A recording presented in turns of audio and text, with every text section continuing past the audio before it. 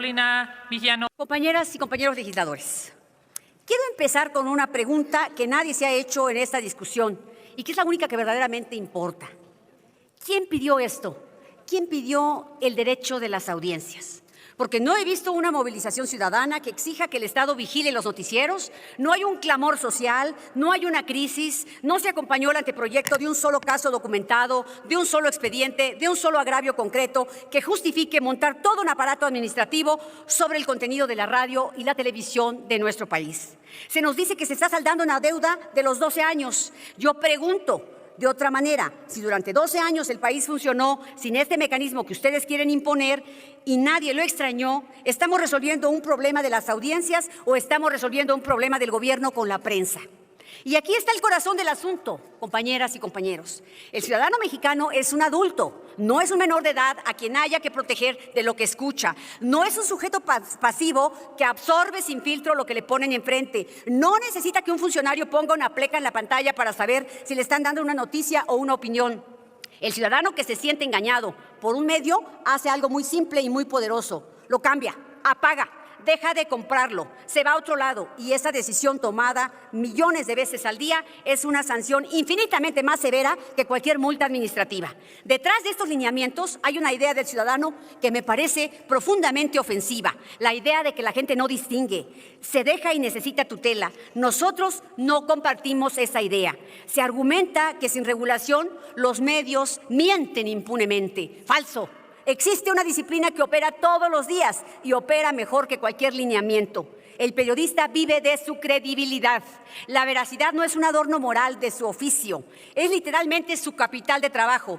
Un periodista que miente de forma descarada se queda sin audiencia y se queda sin oficio. Nadie tiene más incentivo que él para no mentir.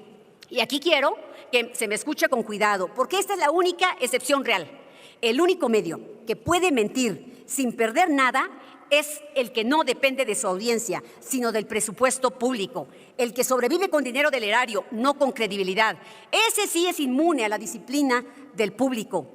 De modo que si de verdad nos preocupara la desinformación, no estaríamos regulando a quien depende de que la gente le crea. Estaríamos revisando a quien no necesita que nadie le crea porque ya tiene garantizado su cheque. Compañeras y compañeros, el gobierno no puede ser el árbitro de la conversación pública. No este gobierno, ningún gobierno. La prensa existe para hacer contrapeso del poder. Su función constitucional es incomodar, cuestionar, exhibir, molestar. Una prensa condescendiente. Perdón, Presidenta. Permítame, senadora. Preguntarle a la oradora, senadora, ¿el gobierno puede o debe ser el árbitro en la conversación pública a partir de la exposición en el momento en que le estoy haciendo esta pregunta? ¿Qué opina usted? ¿Cuáles son sus alcances? ¿Y cómo deberíamos de abordarlo o pensarlo en esta asamblea? Muchas gracias, compañero. Bueno, gracias, Presidenta. La prensa, como decía, tiene que ser el contrapeso. Lo que pasa es que a este gobierno no le gusta que lo cuestionen, que lo critiquen. Y hoy ya no le alcanzan los bots. Ya son más las personas reales que están cuestionando, exigiendo, exhibiendo. ¿Por qué? Porque se dan cuenta que han cercenado a la República. Porque se dan cuenta que ya no hay contrapesos legislativos ni el Poder Judicial. Y ellos están asumiendo el rol de ser los vigiladores, de ser los críticos. Eso es lo que está pasando con la ciudadanía. Y eso no les está gustando. Tampoco les está gustando que han perdido 30 puntos de aceptación, aunque sus encuestas, ningún encuestador dice, hoy amanecí con ganas de saber qué piensa el pueblo de México, voy a invertir 2 millones, 4 millones de pesos para saber de qué se trata. No, señores, a los encuestadores se les paga y el que paga manda. Miren, el tema es que no debería ser árbitro. Quitaron el órgano autónomo ustedes y ahora lo tienen dentro del gobierno. Quieren que el gobierno diga van a tener la facultad de decir la información es falsa y cuál está descontextualizada, y ya decidió la versión de los hechos cuál es la correcta. Arreglen esta palabra descontextualizada. No es un hecho verificable, es un juicio editorial. Todo reportaje incómodo puede ser acusado de ser fuera de contexto por quien resultó incómodo. Esa palabra por sí sola es un cheque en blanco para este gobierno. No puede ser el árbitro de la conversación pública el propio gobierno. No es confiable, además. Este gobierno ha demostrado su tufo dictatorial todos los días.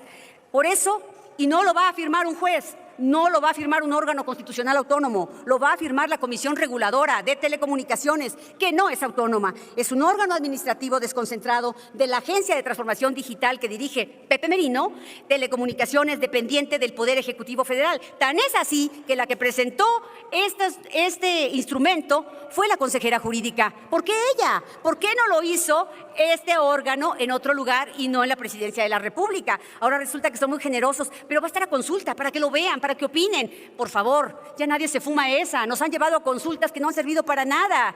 Y por cierto, su narrativa hoy de que quieren que otros sean guachicoleros, nadie se las cree. Miren, incluyendo que Rufo sea culpable, ¿qué creen? Nadie se las cree. Y en el 2013 el constituyente lo entendió perfectamente y por eso creó un regulador autónomo. Hoy le otorgamos esa misma facultad a una oficina de gobierno. Eso no es mejorar la reforma, es invertirla. Proponen una sanción de 1% de ingresos anuales del concesionario, no de las utilidades de los ingresos, sobre márgenes reales. Eso puede significar la diferencia entre operar y cerrar. Compañeras y compañeros, el daño no lo causa la multa impuesta, lo hace la multa posible. Ningún director de noticias necesita ser sancionado para entender el mensaje. Basta con saber que puede serlo. Eso tiene un nombre técnico, efecto inhibidor, y un nombre común, autocensura. Un mecanismo que lleva al periodista a preguntarse, ¿esto me va a costar? Antes de preguntarse, ¿esto es cierto? No protege la audiencia, la empobrece. Que quede claro en el acta, no estamos en contra de los derechos de las audiencias. Está en la Constitución desde 2013 y ahí deben permanecer. Estamos en contra de que el gobierno sea el juez de la verdad, de que la multa sea el argumento, porque la pregunta final es muy sencilla, se las dejo a la mayoría. ¿Le entregarían ustedes esta misma facultad al gobierno que venga después? Si la respuesta es no, entonces el problema no es quién gobierna hoy, el problema es el diseño, y ese diseño está mal. No a la dictadura. No más cercenar la República. Gracias, presidenta. Con la venia de la presidencia. Adelante. Subo a esta tribuna a acusar sin rodeos. La gobernabilidad del país se desmorona a pedazos, mientras el poder público se somete entre sombras a los intereses de la delincuencia organizada. Lo que la nación atestigua en Baja California con la gobernadora Marina del Pilar no es un simple exabrupto ni un descuido menor, no. La filtración de llamadas y audios desnudó por completo el rostro de la impunidad. Que no nos venga la bancada oficialista, narcooficialista, con el cuento barato de que fue engañada por falsos gestores. No, hombre. Lo que escuchó todo México es a una mandataria estatal atrapada, operando en lo oscuro y contratando abogados de alto perfil en Miami, Florida, en Estados Unidos, para intentar limpiar expedientes y revertir la cancelación de su visa estadounidense. ¿Esa es la dignidad de un gobierno subnacional? ¿Gobernar por teléfono pidiendo favores en el extranjero mientras Baja California se desangra? Y si a nivel local la pudrición es insostenible, a nivel internacional la condena es aplastante. Lo publicó de manera contundente varios medios nacionales. Un alto asesor de la administración de Estados Unidos acaba de asestarle un golpe histórico al narcorrégimen. Sentenció con todas sus letras que el sistema judicial mexicano no es confiable, porque los cárteles del narcotráfico controlan abiertamente el territorio de nuestra nación. Escúchenlo bien. Desde el exterior le están diciendo al mundo entero lo que aquí el oficialismo pretende tapar con la mañanera, que en México no hay justicia ni Estado de Derecho porque el territorio se le entregó a la delincuencia con la complicidad y el beneplácito de sus propios gobernadores. Marina del Pilar no es una excepción ni un hecho aislado, es el síntoma de un patrón sistemático. ¿Dónde está la frontera entre la autoridad y los cárteles cuando los propios gobernadores están bajo la lupa de las agencias de inteligencias internacionales? ¿Cuántos mandatarios más de este régimen, narcorrégimen, gobiernan de la mano de las bandas criminales que extorsionan, que secuestran y aterrorizan a las familias mexicanas? Gobernadores que le abren las puertas al narcotráfico y le cierran las puertas a la justicia. Gobernadores que por la mañana se envuelven en la bandera de la soberanía, pero en la noche ruegan piedad e impunidad a agencias extranjeras. Mandatarios que entregaron la paz de sus estados a cambio de pactos inconfesables. A los medios de comunicación aquí presentes les digo, les ruego, no quiten el dedo de la llaga. Exijamos los audios completos, exijamos la apertura de los expedientes y exijamos que Marina del Pilar pida licencia, deje el fuero, enfrente las investigaciones como cualquier ciudadano común. Si esta permanente guarda silencio ante la pérdida del control territorial, la complicidad de sus gobernadores serán recordados como la legislatura que le firmó la patente de corso a la narcopolítica. Exigimos la comparecencia inmediata de los titulares del Gabinete de Seguridad y el inicio formal de investigaciones a los narcogobernadores señalados morenados. ¿Es cuánto, Presidenta? Es increíble cómo la derecha mexicana defiende a Ernesto Rufo. Es algo inconcebible. ¿Pero por qué lo hacen? Vamos a dejar en claro que no es ninguna persecución política. Son acciones concretas en contra de una estructura criminal, con una investigación, con pruebas de varios delitos. Presidenta, creo que están levantando la mano, por favor. Permítame, ¿con qué objeto, senadora? Gracias, Presidenta. Si el orador me permite realizarle una pregunta. Sí, Sí, con mucho adelante, gusto. Gracias, Presidenta. Muchas gracias, Adelante. Presidenta. Ahora, diputado, que usted habla sobre pruebas, que hace alusión a este tema, a mí me gustaría saber si usted nos puede responder que a pesar de todas las pruebas de delincuencia organizada sobre la red de contrabando en torno a Ernesto M., un exgobernador del PAN, ¿qué opina si usted sabe si algún expresidente de la República tiene alguna opinión al respecto? ¿Nos podría informar? Con mucho gusto, diputada. Pero, Presidenta, quisiera pedirle para ilustrar mi exposición y mi respuesta una moción, si me la pudiera conceder. Sí, para darle respuesta necesita la moción, para darle respuesta necesita la ilustración. Le ¿No pido se la me- moción previa a mi respuesta. Ok, entonces, si me permite, para Gracias. que no le cuenten el tiempo Sí, y para que exactamente. podamos tener Así la es, moción gracias, de Presidenta. ilustración, si son tan amables. Atención, yo meto la mano al fuego por Ernesto Rufo y lo haré 1000 veces si es necesario. Creo en él, le conozco, sé la calidad de persona que es, sé su integridad, su honestidad, conozco a su familia, conozco su vida, conozco su gobierno. Meto la mano al fuego por Ernesto Rufo. Gracias, pues ya se chamuscó o ya se acabó de chamuscar Vicente Fox y otros más, porque estamos hablando de tan solo un periodo de 18.225.657 métricas litros de petrolíferos que representan una primera muestra de 166 millones. Este impacto no solamente es una cifra común, sino que es la primera prueba con la que ya se le chamuscaron las manos, porque en los carrotanques solamente reportaban el 10%. Pero ojo, estas son las operaciones de un pequeño periodo de un semestre.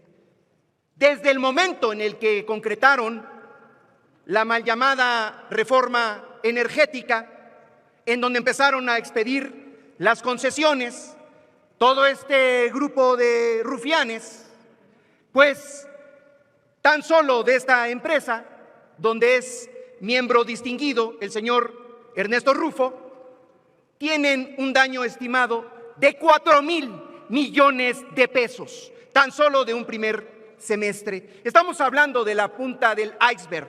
Viene todo lo que falta en cuanto a contrabando de la mercancía que no reportaban. El día de hoy es importante precisar que todo está sustentado. Hay un juicio, no hay una persecución política. Se está practicando simplemente la justicia. Ahora bien, el otro argumento. Perdón, Presidenta, creo que otra vez. Diputado, si la red de huachicol o contrabando, la red de contrabando donde participó el exgobernador Ernesto Rufo fue reconocida hasta por Felipe Calderón, ¿por qué la derecha defiende a los huachicoleros? ¿Qué habrá de razón ahí? Entiendo que es donde inició el prianismo, las famosas concertaciones, y también es donde se refleja con claridad que estaba bien firme el concepto de delincuencia administrada que generó ese sistema. ¿Por qué considera que defienden a los huachicoleros ahora la oposición? Presidenta, de igual manera le suplicaría una segunda moción de ilustración antes de dar mi respuesta. Hablando de la guerra contra el narco, ¿por qué no pones las publicaciones de Calderón en el 2017 con relación a un caso? Eso pensaba. Ahora me recordaba a Jesús que había una denuncia por parte de Carpizo cuando fue procurador. Eso lo dice Calderón. Ahora hizo otra publicación, ¿no? Diciendo, puede haber diferencias. No, bueno, esto no es una diferencia, esto es una denuncia. Pues como ven, es imposible interpretar que es un asunto político en contra de este distinguido panista, ahora completamente chamuscado, con todo y sus amigos. Se reunieron apenas el fin de semana con varios exgobernadores para hacer un firme pronunciamiento de qué tamaño serán los negocios y la red de complicidades. Porque justamente cuando Ernesto Rufo formó parte de la administración de Ingemar, coincidió que le dieron la concesión para los hidrocarburos, para que se pudiera comercializar hidrocarburos. Es una red de hipocresía, de puros personajes distinguidos de la derecha. Y por eso, para responderle, pues tienen que salir a defenderlo, porque es solamente la punta del iceberg. Ahí va a quedar demostrada la hipocresía con la que se manejan, pero afortunadamente hay una línea de investigación. Ahora bien, también se dice que contó con la complicidad de las aduanas. Hay personas detenidas en las aduanas. Es la pequeña diferencia con esas pruebas. Hay otros 17 con una red de empresas que vamos a ir dando a conocer conforme la Fiscalía y las autoridades vayan indagando, y sobre todo cuando sepamos dónde quedó todo el tráfico de ese huachicol, no solamente fiscal, sino el contrabando que está tipificado como delito en el Código Penal. De ahí entonces, ¿por qué lo defienden? Porque no están defendiendo a un hombre, están tratando de esconderse debajo de las piedras por ese antecedente que deja completamente negras, manchadas completamente sus manos y sus uñas y sus garras de corrupción. Por eso ahora es muy importante que el pueblo de México esté bien enterado de estos hechos, que no se trata de que regrese ese régimen de corrupción y de privilegios que representó el PAN, también el PRI, pero particularmente en este caso el PAN no tiene ninguna autoridad moral, y volvemos a decir con toda seguridad que el PAN, su verdadera política es la política de la hipocresía. Pero ya pagarán y ya están pagando porque se está haciendo justicia.